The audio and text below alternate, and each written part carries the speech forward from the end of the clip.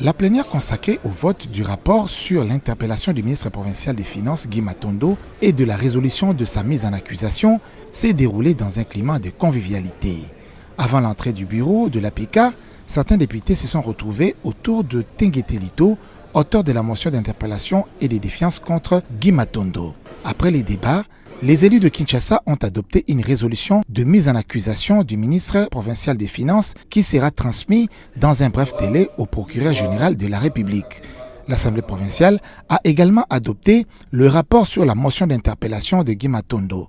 Ce document a été transmis au gouverneur de la ville, Jantini Ngobila, pour des dispositions utiles, ce qui va entraîner automatiquement la démission du ministre concerné dans le 24 heures. Pour le président de l'Assemblée provinciale de Kinshasa, Godem Poi, il est important de respecter la procédure afin de permettre une interpellation rapide du ministre Guy Matondo par la justice. Au cours de cette même plénière, le député Charles Mbutamotu a également adressé une question orale avec débat au directeur général de la Direction générale des recettes de Kinshasa DGRK.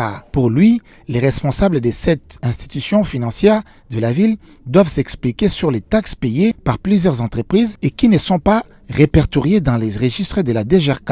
La semaine dernière, l'APK a mis en place une commission d'enquête qui va statuer sur la manière dont les finances de la ville de Kinshasa ont été gérées, mais aussi sur les différents contrats signés entre la ville et ses différents partenaires publics ou privés par le gouvernement provincial d'André Kimbuta Yango.